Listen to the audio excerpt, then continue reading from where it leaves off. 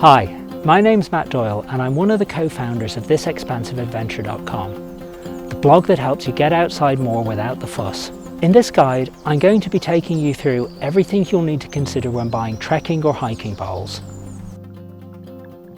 There are generally 4 types of trekking poles and hiking poles you'll find on the market, and each has its advantages and disadvantages. So it's about looking at what best suits the majority of places and circumstances you'll use them in. First, fixed length poles. These can also be referred to as Nordic walking poles or trekking poles. Generally, a fixed length pole is something you'd find in a scenario where you'd expect to use the pole for the entire time you are outside. Fixed length poles tend to be lighter than their competition. Whilst this can be great, you do also lose the ability to pack your fixed length trekking poles away in a backpack or to easily stow them in your luggage when travelling. 3-section telescopic trekking poles, like these Lecky Sherpa poles, are some of the most popular you'll find out there. Because of their design and structure, they are also some of the strongest and most durable trekking poles you can find too.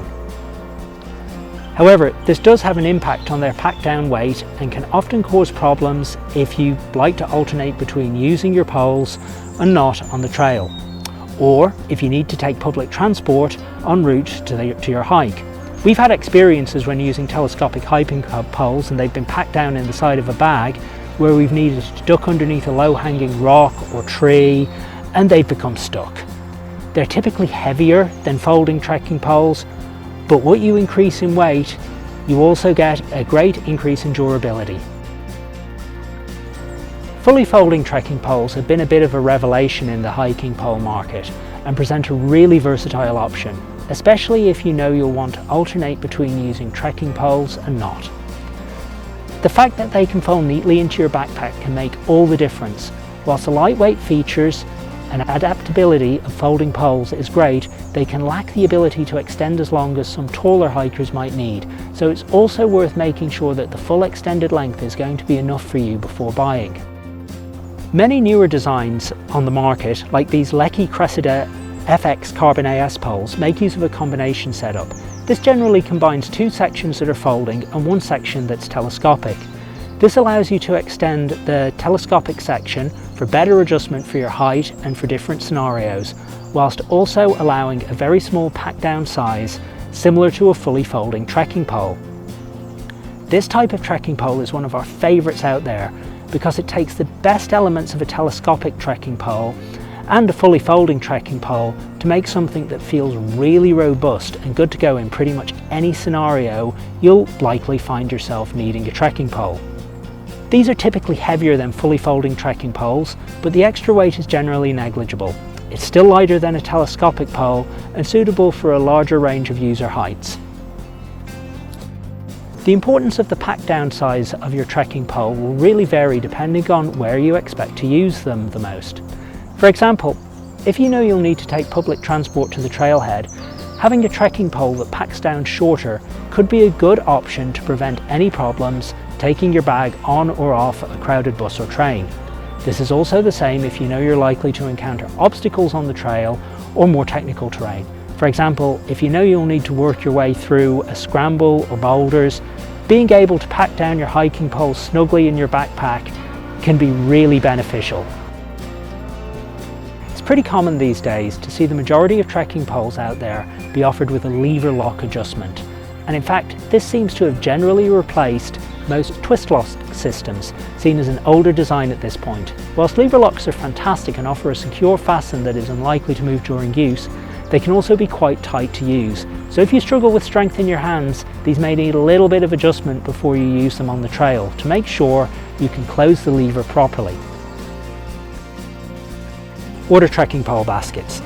These are the little plastic discs that you'll find towards the bottom of the trekking pole where it meets the ground. They are used to prevent your pole from sinking into surfaces such as mud, sand, or larger rocky cracks and tree roots. They're very easy to use and install. Most manufacturers offer baskets for your trekking poles in different sizes and configurations, but you may find that some of the cheaper trekking poles out there are more limited in what's on offer. This is referred to as a fixed basket. Other brands will offer interchangeable baskets that are easily changed out. For example, a smaller basket is better for muddy, dirt, gravel or rock-based trails, whereas a larger basket sometimes referred to as a snow basket, is better for taking your trekking pole snowshoeing, skiing or mountaineering, or anywhere where you might experience deep snow. Generally, the more pricey trekking poles on the market are made from carbon fibre, but that isn't always the case.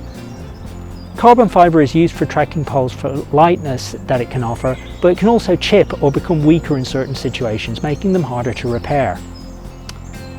Generally, aluminium trekking poles are preferred by Arctic or Himalayan expeditions or in colder climates due to the fact that they are easier to repair, and in cases of too much load they don't break but bend instead, so that can generally be rectified on the trail if the worst comes to it. However, with this comes the fact that aluminium trekking poles are heavier. This can make aluminium poles great for longer distance trips or backpacking expeditions where every gram or ounce isn't of vital importance. They're also often cheaper too, and this is certainly mirrored in most of our reviews in our overall 12 best trekking pole roundup. Most trekking poles have a hardened metal tip, though this is often covered with a rubber foot.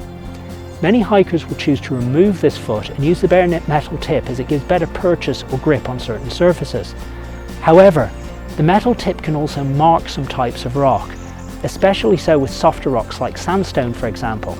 As such, and following the principles of leave no trace, you should be mindful of the surfaces you're walking over and how your hiking poles can potentially damage or mark them. In situations like this, it's good practice to fit the rubber feet over the hard tip to help prevent damage to delicate natural surfaces. Generally, on the kind of trekking poles you're looking at for hiking and backpacking, you're going to be seeing grips made either from high density foam or cork. Cork is able to mould more naturally to the hand over time and is sometimes described as a softer, more organic material. However, it generally doesn't absorb sweat as well as high density foam does. Foam is generally more comfortable and it's also much lighter weight than cork. As you can see, there are many different factors to take into consideration when choosing the right trekking pole for you. Within our reviews, we've tried to make this as simple to understand as possible, whether this is your first pair of trekking poles or you're looking to get an upgrade.